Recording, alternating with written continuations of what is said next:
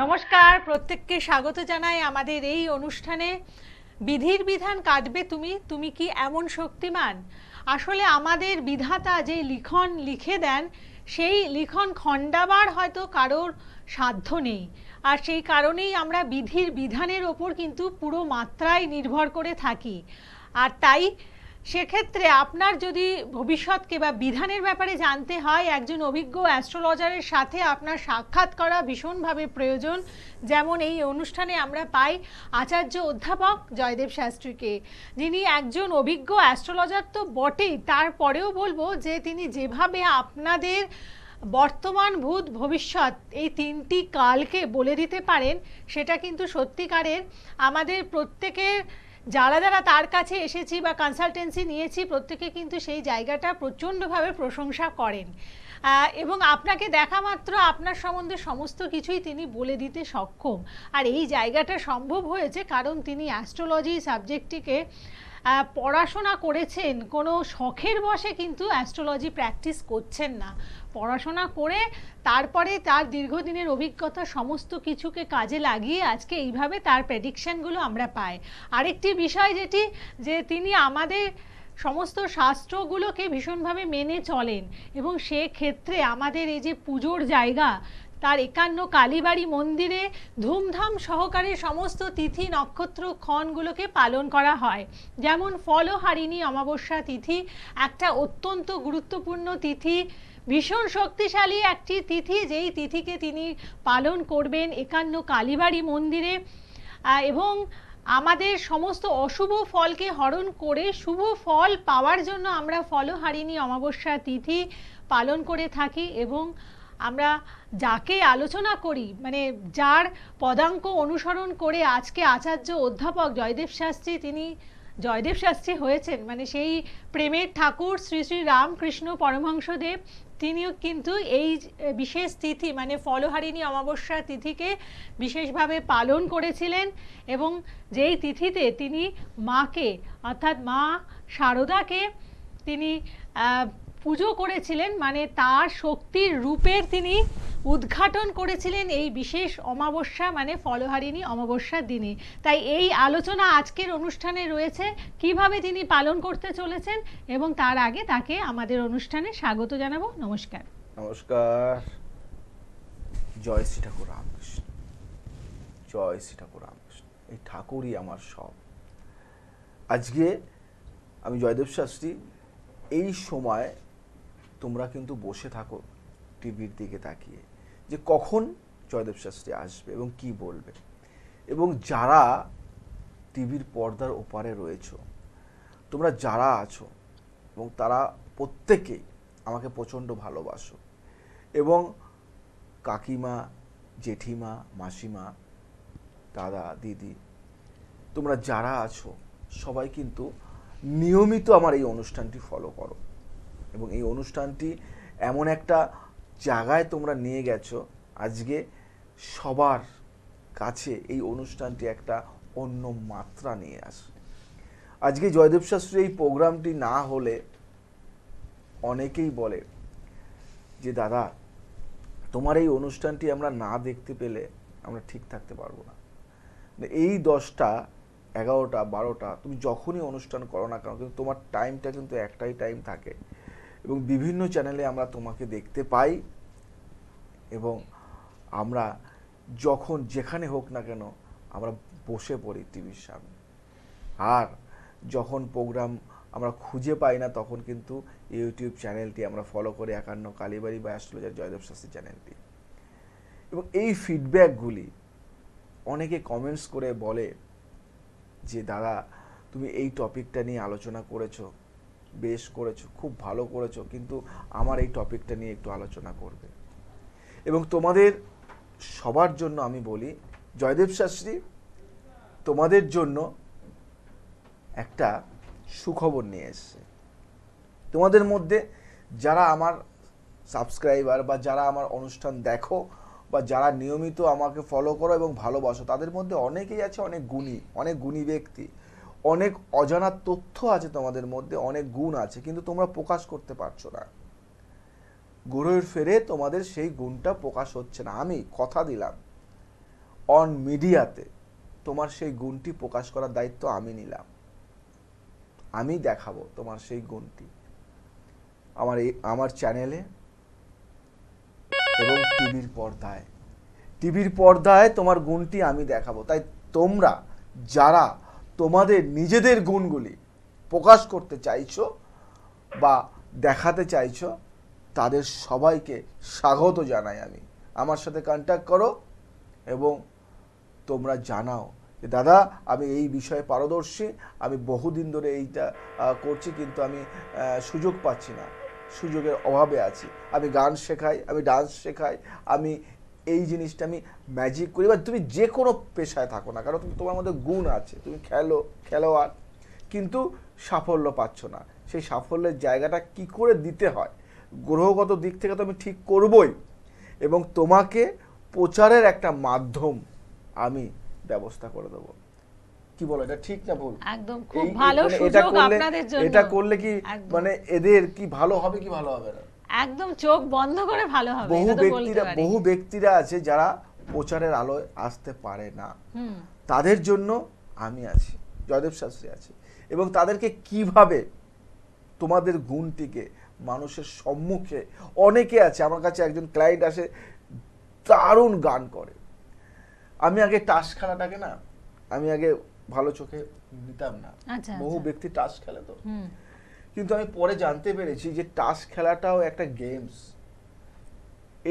এটা অলিম্পিকে, কিন্তু এটা যে অলিম্পিক গেম আমি জানতাম না টাস খেলাটা। এবং একজন ব্যক্তি আমার কাছে আসে, সে 24 ঘন্টার মধ্যে 16 ঘন্টা টাস খেলে এবং বিভিন্ন জায়গায় সে প্রাইজ পেয়েছে, এবং বিভিন্ন জায়গায় তাকে টাকা দিয়ে ভাড়া করে নিয়ে যায়। তো এরকম অনেক গেমস আছে, অনেক গুণ আছে, কিন্তু ফুটিয়ে তুলতে পারছে না। আমি চেষ্টা করব তোমাদেরকে সেই জায়গাটা দেওয়া। এবং আজকে যে বিষয় নিয়ে আলোচনা করব, শুনতে থাকো টিভির পর্দায়, মুখটা যেন, কানটা যেন কোথাও না যায়, এখানেই মনোসংযোগ করে থাকো। কিছু অজানা তথ্য, কিছু টোটকা, কিছু গোপন কথা জানতে পারবে আজকে। তার আগে কে আছে, কোন বন্ধু আছে আমাদের সাথে, তার সাথে একটু কথা বলে নিই। কে আছেন সাথে? নমস্কার। হ্যালো। হ্যাঁ নমস্কার। জয় শ্রী ঠাকুর রামকৃষ্ণ। জয় শ্রী ঠাকুর রামকৃষ্ণ। বলো। আমি আমার বিষয়ে জানবো স্যার। আমি আপনার প্রোগ্রাম দেখি, আপনার প্রোগ্রাম খুবই ভালো লাগে আমার। ধন্যবাদ। নমস্কার। তোমাকে অনেক কিছু জানাই, কিন্তু তার আগে একটা কথা বলবো। তুমি তোমার সম্বন্ধে জানতে চাইছো, তুমি শুধু তোমার বয়সটি বলো, জাস্ট বয়সটি বলো, জাস্ট আনুমানিক বয়সটি বলো, এবার আমি তোমার সম্বন্ধে বলবো। আমার বয়স 32 বছর। 32 বছর বয়স। বাবা, তোমার প্রথম কথা বলি, ম্যারেজ নিয়ে বা বিয়ে নিয়ে অনেক সমস্যা, তোমার বিয়ে নিয়ে অনেক চিন্তিত তুমি, ইয়েস অর নো? হ্যাঁ স্যার, ঠিক আছে। এবং তোমার কর্মের জায়গাটা খুব একটা স্টেবল নয়। বাবার প্রচুর অর্থ, প্রচুর টাকার মালিক, মানে মুখ থেকে যে কথাগুলি বলবো ইয়েস অর নো বলবে। প্রচুর অর্থ সম্পত্তি তোমাদের, মানে ফ্যামিলিগত দিক থেকে বাবার প্রচুর আছে, কিন্তু তোমার কর্মের জায়গাটা ভালো নেই। কিন্তু তুমি বাবার কাজটা করতে চাইছো না, তুমি নিজে কিছু করতে চাইছো, যার জন্য তুমি অনেক জায়গায়, অনেক ব্যবসায়, অনেক কিছুতে ইনভেস্ট করে অনেক টাকা কিন্তু অপচয় করে ফেলেছো। এখন নিজে মানে ফেড আপ হয়ে গেছো। বাবাও মনে হয় একটু হাতটা চেপে রেখেছে, মনে হয় টাকা পয়সা কিছু দিতে চাইছে না, এবং তুমি মানসিক দিক দিয়ে ভেঙে পড়েছো। তোমার সম্পর্ক ভালো নেই, কর্মের জায়গাটাও ঠিকঠাক হচ্ছে না। তুমি কি করবে? তুমি বাবার অধীনে থাকতে চাইছো না এবং বাবার মুখ শুনতে চাইছো না। তুমি চাইছো নিজে স্বাবলম্বী হয়ে কিছু একটা করব, এই ধরনের চিন্তা ভাবনা নিয়ে ডিপ্রেসড হয়ে যাচ্ছ দিন দিন। Yes or no? Yes sir. ঠিক বললাম? হ্যাঁ স্যার, ঠিক বলেছেন। কি করে জানলাম? রাইট। কি করে বললাম? কি বিদ্যার মাধ্যমে বললাম? স্যার এটাই তো আপনার শিক্ষা। এটাই আমার ভাইব্রেশন, এটাই আমার শিক্ষা, এটাই আমার বিদ্যা। এবং শ্রী ঠাকুর রামকৃষ্ণ পরমহংসদেব, এদের কাছ থেকে অনেক কিছু পেয়েছি আমি। এই যে বিদ্যা, এই যে শিক্ষা, এই যে জ্ঞান, এটা সাধনা ছাড়া হয় না। তো তোমাকে একটা কথা বলবো, কঠোর পরিশ্রম যদি তুমি যে কোনো কাজের মধ্যে দিয়েই করো, সেটাই তোমার কাছে সাধনা। তোমাকে আমি বলি, তুমি এখন চাইছো যে আমি বাবার কাছ থেকে টাকা না পাই, আমি কিছু লোন নিয়ে আমি নিজের আর একটা বিজনেস করব। তোমার জন্য 3টে বিজনেস সুইটেবল। একটা হলো গার্মেন্টস, একটা হলো ফুড, একটা হলো কসমেটিক্স। গার্মেন্টস, ফুড, কসমেটিক্স, এই তিনটে বিজনেস তোমার জন্য সুইটেবল বিজনেস, কিন্তু তুমি এই তিনটে বিজনেসের ধারে কাছেও যাও না। তোমার গার্মেন্টসের বিজনেস কি ভালো লাগে? Yes or no? না স্যার, আমার ভালো ভালো লাগে লাগে না। না, সেজন্য আমি কসমেটিক্সের বিজনেসও ভালো লাগে না? না স্যার। ভালো লাগে না। ফুড রিলেটেড বিজনেস মানে একটা food restaurant, hotel, related business sir ভালো লাগে, কিন্তু মানে তেমনটা খুব শান্তি একটা পাও না, শান্তি পছন্দ পাও না। নয়। তুমি কি ধরনের বিজনেস পছন্দ করো?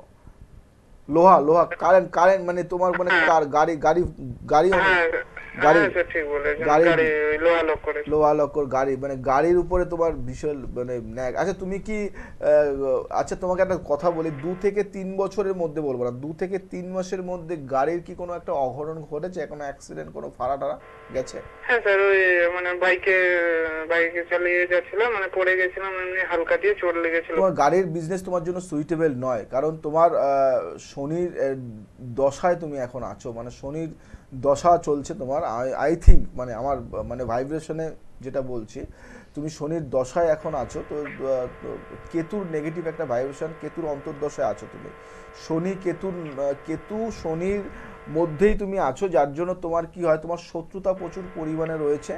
শত্রুরা যে কাজটা করতে যাচ্ছ সেই কাজটা কিন্তু তোমার সঠিকভাবে হচ্ছে না, এবং সম্মানহানির একটা যোগ চলছে। এবং সবথেকে বড় কথা যেটা, ফাড়া বাধা বিঘ্ন তো আছেই, এবং সবথেকে মানসিক যন্ত্রণা হলো সম্পর্ক, রিলেশন। Yes or no? তাই তো? হ্যাঁ হ্যালো। স্যার, ঠিক বলেছেন। হ্যাঁ, কলা পাতা নিয়ে, কলা পাতা নিয়ে, কলা পাতা নেবে এবং তুমি যাকে ভালোবাসো তার নামটা লিখবে। কলা পাতায় যাকে ভালোবাসো তার নামটা লিখবে, শস্যর তেল দেবে, একটা সুপুরি দেবে, একটা পান দেবে, এবং তার মধ্যে সিঁদুর দিয়ে জলে ভাসিয়ে দেবে। ভাসিয়ে দেওয়ার পরে আর ফিরে তাকাবে না। 3 দিন বাদে বাদে এই কাজটা করো। 3 দিনের দিন মানে 3 দিন বাদে বাদে এই কাজটা করবে, মানে একদিন করার পরে 3 দিন পরে আবার এই কাজটা করবে, মানে মাঝখানে 2 দিন গ্যাপ দেবে। 3 দিনের দিন এই কাজটা করবে, বা 3 দিন বাদ দিয়ে 4 দিনের দিন এই কাজটা করবে। এবং এটা করো, এটা করার পরে 3 বার যখন এই কাজটা করবে, 4 বারের বারে মানে 4 বার যখন শেষ হবে, তখন দেখবে তোমাকে যার সাথে তোমার সম্পর্ক বা যাকে নিয়ে তুমি টেনশন করছো সে তোমার কাছে ফিরে আসবে। ঠিক আছে? হ্যাঁ স্যার। ভালো থাকো। জয় শ্রীরাম। ঠিক আছে, ভালো থাকবেন।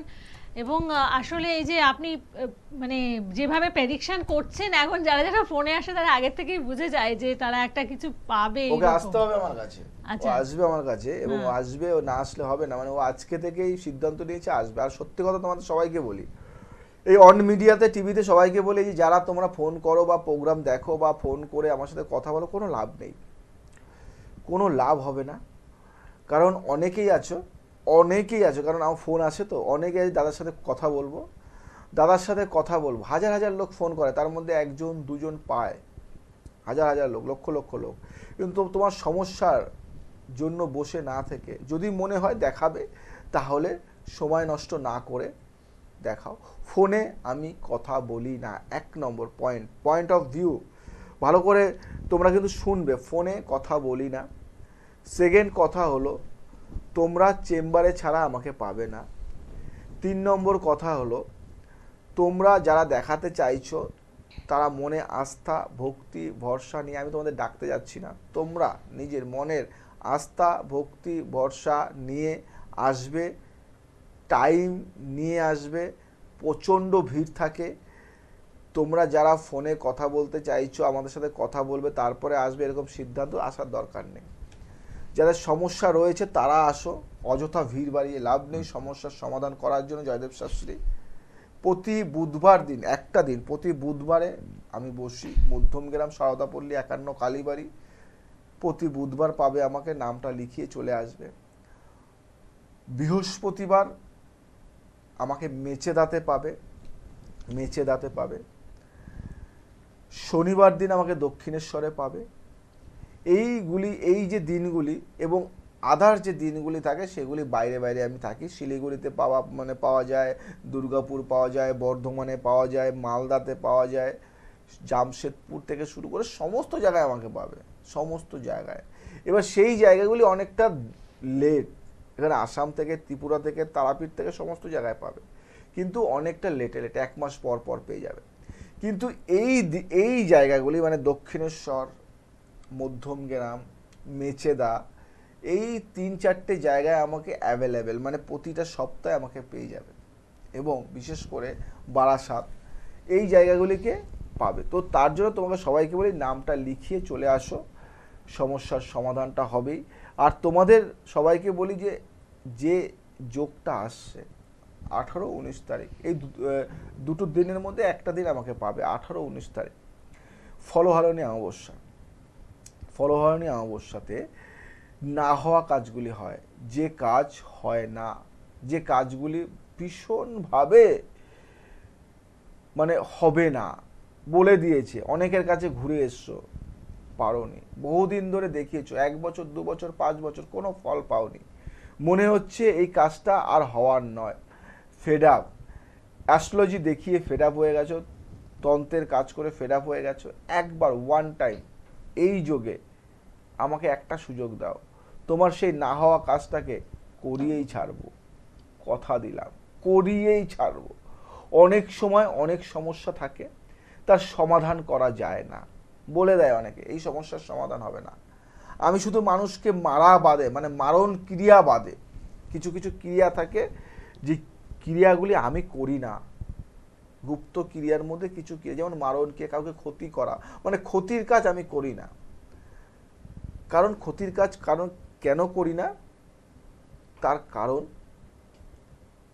আমার আত্মা বা আমার মন, আমার শরীর চায় না কাউকে ক্ষতি করতে, যার জন্য করি না, আর কোনো রিজন নেই। 1 নম্বর।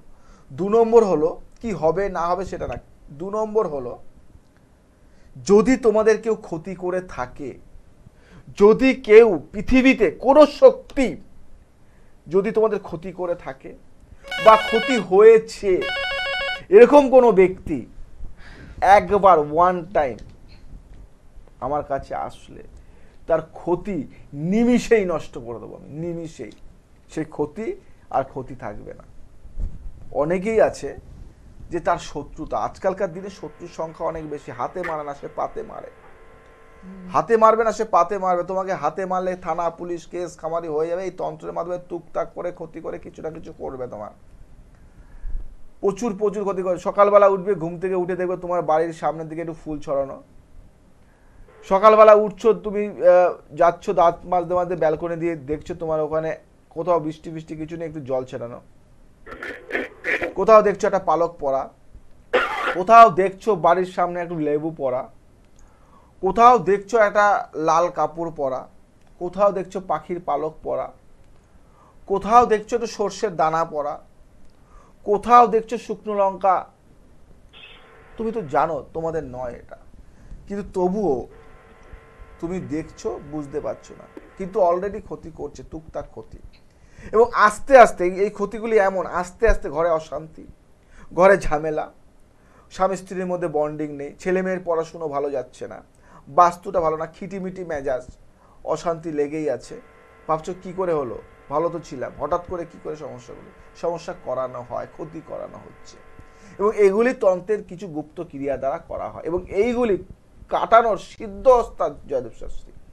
মানে ক্ষতি যত, পৃথিবীর যত বড় ক্ষতি হোক না কেন, আমার 1 ঘন্টা টাইম লাগে কাটাতে, 1 ঘন্টা, 1 আওয়ার, 1 ঘন্টার মধ্যে তোমার সমস্ত ক্ষতির দোষগুলি কাটানোর দায়িত্ব আমার।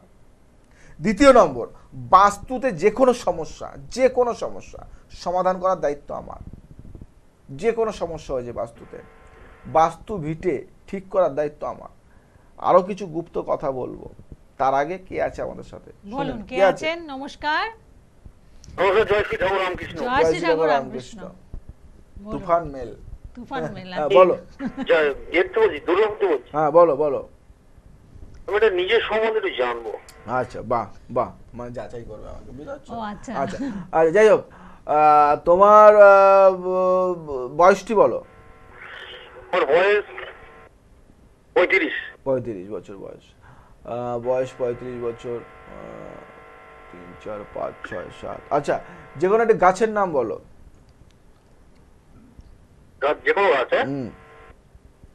সেটা জবা ফুল গাছ। আচ্ছা, বাহ বাহ বাহ, সত্যি মানে বিশাল বড় যাচাই করবে। আচ্ছা আচ্ছা, এটা দিয়ে বোঝা যায়। আচ্ছা আচ্ছা, তোমাকে প্রথম কথা বলি, 1 নম্বর কথা যেটা হলো, অর্থ প্রচুর আছে, অর্থ নেই তা নয়, আরো অর্থ চাইছো, আরো অর্থ চাইছো। হ্যাঁ। দ্বিতীয় কথা হলো একটা জমি কিনেছো, জায়গা জমি, এবং সেই জমির কেস খামারির মধ্যে ফেসে আছো। ঠিক না ভুল বলছি? হ্যাঁ কি না বলবে? হ্যাঁ, একদম রাইট। তৃতীয় নম্বর হলো ছেলের পড়াশুনো ভালো না, ছেলে মেয়ে সন্তানের পড়াশুনোর জায়গাটা প্রচন্ড পরিমাণে খারাপের দিকে যাচ্ছে। 4 নম্বর কথাগুলো ঠিক না ভুল? হ্যাঁ কি না বলো? হ্যাঁ, ঠিক আছে, যা বলছেন ঠিক। 4 নম্বর কথা হলো বাড়িতে অশান্তির যোগ প্রচুর পরিমাণে। 5 নম্বর কথা হলো অর্থনৈতিক জায়গাটা ভালো হলেও মানসিক দিক থেকে ভালো নেই, কারণ বউয়ের খিটিমিটি ভালো লাগছে না, বউকে আর ভালো লাগছে না, অনেকদিন সম্পর্ক আচ্ছা, হয়ে গেছে, আচ্ছা। বউকে ভালো লাগছে না। আচ্ছা, একটা সত্যি কথা বলবো, একটা গুপ্ত কথা বলবো, হ্যাঁ, বলো। বলবে তো ঠিকঠাক? অবশ্যই। কোনো একটা অবৈধ সম্পর্কের মধ্যে জড়িয়ে আছো? Yes or no? হ্যাঁ, সেই দিক তো দূরে গিয়ে তো সংসার শান্তি চলছে। এবং সেখান থেকে অশান্তি, এবং সেখান থেকে প্রচুর টাকা, প্রচুর অর্থ নষ্ট হয়ে যাচ্ছে, এবং মানসিক দিক থেকে ভেঙে রাইট, আসল মূলটা বলেছেন, ওইটাই নষ্ট হয়ে যাবে। হ্যাঁ, এবং তোমার পাড়া প্রতিবেশী থেকে শুরু করে সব জায়গা থেকে সম্মানও হানি হচ্ছে, হ্যাঁ। এবং কিছু করার নেই, তোমার ফেসে আছো দুটো জায়গায়। একটা জায়গা হলো অবৈধ সম্পর্ক যেখানে আছে সেখানে ছাড়তে চাইছো কিন্তু ছাড়তে পারছো না, তাই তো? হ্যাঁ, এটা একটু ব্যবস্থা করতে হবে আমাদের। ব্যবস্থা বুঝতে পারছি আমি, তুমি কি চাইছো বুঝতে পারছি। আচ্ছা, তুমি কি না, আপনি মনের কথাটা বুঝে যান না। তুমি যাচাই করতে এসেছিলে না আমাকে? ইয়েস অর নো বলো। হ্যাঁ, না, যাচাই না, আমরা কি যাচাই করব না। তুমি প্রথমে তোমাকে একটা কথা বলি, আমি ভাইব্রেশনে পেয়েছি তুমি, তোমার বয়সটা 35 নয়। হ্যাঁ, বয়সটা অন্য, আমি কিন্তু অন্যভাবে তোমার বিচারটা করলাম, বয়স দিয়ে করিনি বিচার। তুমি বলো 35 বছর বয়স না তোমার বেশি কি কম? বলো, তোমার বেশি বয়স বলো। একটু বেশি কম হতে পারে, আর বলার দরকার নেই, একদম। সেটা আপনি বলেছেন, ঠিকই বলেছেন, পারফেক্ট হয়তো বলতে পারেনি। আচ্ছা, ঠিক আছে, যাই হোক, তোমাকে একটা কথা বলি, এই অবৈধ যে সম্পর্কর জায়গাটা আছে এইগুলি নিয়ে বড় কিছু আলোচনার বিষয় রয়েছে, এগুলি নিয়ে অনেক কিছু ভাবনা চিন্তার বিষয় রয়েছে, অনেক কিছু কাজ করণীয় রয়েছে। তার জন্য একটা সময় দেখে সাক্ষাৎ করো, যোগাযোগ করো, আমি দেখছি। আচ্ছা, তুমি কি আসতে চাইছো আমার কাছে? হ্যাঁ, আপনার কাছে যাবো। কোথায় আসবে? কোন চেম্বারে আসবে? আপনার দুর্গাপুর। হ্যাঁ, দুর্গাপুর চেম্বার। দুর্গাপুর, ঠিক আছে, চলো দুর্গাপুরে আসো। দুর্গাপুর ভিরিঙ্গি কালীবাড়ির আগে বেনাচিতি, ঠিক আছে, হোটেল, বুকিং নাম্বারে ফোন করে হোটেল রিলায়েন্স, চলে আসো, দেখি তোমার জন্য কি করতে পারি। ঠিক আছে, ভালো থাকো, জয় শ্রী ঠাকুর রামকৃষ্ণ। ঠিক আছে, ভালো থাকবেন। এবং এই যে আমাদের বিশেষ তিথি নিয়ে অবশ্যই কিছু শেয়ার করব আপনাদের সাথে। 1873 সালের 25শে মে এই তিথিকে ঠাকুর শ্রী শ্রী রামকৃষ্ণ পরমহংসদেব পালন করেছিলেন, যেদিন তার সহধর্মিণীকে তিনি মাতৃরূপে আরাধনা করলেন। এবং 51 কালীবাড়ি মন্দিরে অবশ্যই এই দিনটিকে সাড়ম্বরে পালন করা হবে, কারণ এখানে কিন্তু সেই নারী শক্তির সত্যি কথা বলতে কে এতটাই সম্মান দেওয়া হয়, এবং 51 মায়ের শক্তি, সম্মিলিত শক্তি যেখানে আছে সেখানে অবশ্যই মাতৃশক্তি রূপের পুজো ধুমধাম সহকারে হতে চলেছে এই ফলহারিণী অমাবস্যা। একটা কথা তোমাদের সবাইকে বলি, ফলহারিণী অমাবস্যায় কি হয় কি না হয়, যারা আমার অনুষ্ঠান দেখো তারা সবাই জানো। এই দিন আমি প্রত্যেককে একটা ফল দিই। ফল ওই বাজার থেকে যে ফল কিনে আনা ফল সেই ফল নয়, ফল একটা ফল দিই। এবার কে কি ফল পাবে সেটা অন্য কথা, একটা ফল আমি দিই, এবং এই ফলটা অনবদ্য ফল। এবং প্রতিটি ফলহারিণী অমাবস্যা, প্রত্যেক বছরে যে ফলহারিণী অমাবস্যা, কোথাও ভিড় হোক আর না হোক, 51 কালীবাড়িতে কিন্তু উপচে পড়া ভিড় থাকে। এবং প্রত্যেকের জন্য বললাম, পৃথিবীর যেখানে যে মানুষ থাকো না কেন, এই দিনটি আসতে ভুলো না, এই ফলহারিণী অমাবস্যায় আসতে ভুলো না। তার কারণ এই দিন আমি নিজের হাতে, জয়দেব শাস্ত্রী নিজের হাতে তোমাদেরকে ফল প্রদান করব, এবং সেই ফল সারা বছর তোমার বাড়িতে থাকবে। এবং তোমাদের সবাইকে একটা কথা বলি, একটা ফল, যে কোনো একটা ফল যজ্ঞে আহুতি দেওয়ার মানসিকতা নিয়ে আসবে। সেই ফলটা 1 বছর ধরে খেতে পারবে না। আমার এটা নীতি বা আমার এটা নিয়ম, যে কোনো একটা ফল, সে আম হতে পারে, জাম হতে পারে, কাঁঠাল হতে পারে, খেজুর হতে পারে, যে কোনো যেটা ফল তোমার মনে হয় যে এই ফলটা আমি 1 বছর খাবো না, একটা ফল চেয়ে নেব, এবং সেই ফল আমি দিয়ে থাকি। এবং তোমাদের সবাইকে একটা কথা বলি, ফলহারণী অমাবস্যার বিশেষ যত বড় বাধা থাকুক, শত্রুর ক্ষতি করুক, সেই ক্ষতি কাটানো 1 নম্বর। দ্বিতীয় কথা, যে অনেক দিন ধরে অনেক ফলের আশায় রয়েছে, অনেক না হওয়া কাজ হচ্ছে না, সেই কাজটি দ্বিতীয়। তৃতীয় যে ক্রিয়াটি করি, সন্তান ধারণ করার ক্ষমতা হারিয়ে ফেলেছ এবং সন্তান, ডক্টর বলেছে সন্তান আসবে, কিন্তু বাধা হচ্ছে, সেই ফল পাচ্ছ না, সন্তান আসছে না। সেই সন্তানের কাজ এই ফলহারণী অমাবস্যায় বিশেষ ক্রিয়াতে, গুপ্ত ক্রিয়াতে, আমার স্বপ্নে পাওয়া কিছু বিদ্যার মাধ্যমে এই কাজটি কিন্তু সেদিন করে থাকি আমি। এবং 4 নম্বর যে কাজটি হলো, সেটা হলো বাস্তুর যে কোনো সমস্যার সমাধান এই ফলহারণী অমাবস্যায় আমি করে থাকি। 5 নম্বর যে কাজটি হলো, 5 নম্বর যে কাজটি আমি তোমাদের কথা বলবো, সে কাজটি হলো পড়াশুনোর ক্ষেত্রে সন্তানকে এত টাকার খরচা করছে সন্তানের পিছনে, কিন্তু তুমি আশানুরূপ ফল পাচ্ছ না সন্তানের কাছ থেকে, সেই জায়গাটা কিন্তু এই ফলহারণী অমাবস্যায় আমি ঠিক করব। 6 নম্বর কথা হলো, চাকরি ব্যবসাতে উন্নতি নেই, চাকরি পাওয়ার কথা বা একটা কর্মের যোগ রয়েছে সন্তানের, কিন্তু কর্মটা হয়েও হচ্ছে না, কোনো না কোনো কারণে কেটে যাচ্ছে, সেটা আমি ঠিক করব 6 নম্বর। 7 নম্বর যে কাজটি করব, সে কাজটি শুনলে অবাক হয়ে যাবে। মেয়ের বিয়ে দেওয়ার জন্য পাগল হয়ে উঠেছো, ছেলের বিয়ে দেওয়ার জন্য পাগল হয়ে উঠেছো, বিয়ে হবে ঠিক, কিন্তু বিয়ের আসর থেকে বিয়েটা ভেঙে যায়, সেই রকম সমস্যার সমাধানও কিন্তু জয়দেব শাস্ত্রী এদিন, বিয়ে না হওয়া কাজটা কিন্তু সেদিন হবে, সেই ফলোয়ার অমাবস্যার দিন। মানে অষ্টম যে কাজটি যেটা আছে, অষ্টম 8 নম্বর আশ্চর্য যে কাজটি করব, সে কাজটি হলো কি, তোমাদের অনেকের গুপ্ত কিছু সমস্যা থাকে, যে সমস্যা তোমরা নিজেরাই জানো, অন্য কেউ জানে না, সেই সমস্যাটা আমি তোমাদেরকে বলবো যে তোমার এই সমস্যাটা রয়েছে, এবং সেই গুপ্ত সমস্যার সমাধান আমি সেই দিনই করব। 9 নম্বর যে কাজটি করব, সেটা হলো যে নেশার ঘোরে তোমরা শেষ হয়ে যাচ্ছ, ঘোরের ফেরে নেশায় আসক্ত হয়ে যাচ্ছে, অনেক চেষ্টা করেও নেশাটাকে সারাতে পারোনি, সেটা ফোনের নেশা হতে পারে, সেটা ড্রিঙ্কের নেশা হতে পারে, কোনো মাদক আসক্ত, যে কোনো সেই নেশার জায়গা থেকেও কিন্তু তোমরা অনেকটা ভালো ফল পাবে, যাতে সেটা না করতে হয়। 10ম যে কাজটি করব, 10 নম্বর যে কাজটি করব, যে তোমাদের প্রত্যেকের সবার জন্য আমার ওখানে আগমন করবে, তোমরা ওখানে থাকবে, তোমরা ওখানে খাবে তোমরা, এবং ওখান থেকে সেই 10 নম্বর যে কাজটি হলো, যে গুপ্ত ক্রিয়া, সেই গুপ্ত ক্রিয়া হলো সকল প্রকার, যত প্রকার সেই নবগ্রহ, মানে 9টা গ্রহের যে বাধা, যে ফেরটা থাকে, সেই 9টা গ্রহের ফের বাধাগুলি তন্ত্রক্রিয়ার মাধ্যমে কিন্তু সেদিন কাটানো হবে। তাই সবাইকে বলি যে ফলহারণী অমাবস্যার দিন কিছু কিছু গুপ্ত ক্রিয়া যেগুলি করা হবে, সেগুলি কিন্তু তোমরা ভুলো না, এবং তোমাদের আমি আহ্বান করছি সেদিন মিস করো না। আগে থেকে এখনই এই মুহূর্তে নামটি লিখিয়ে নাও, এবং ওই দিন যে মহাযজ্ঞ ধুমধাম করে পালন হবে। আজ আসি, আবার আসবো নতুন কিছু নিয়ে।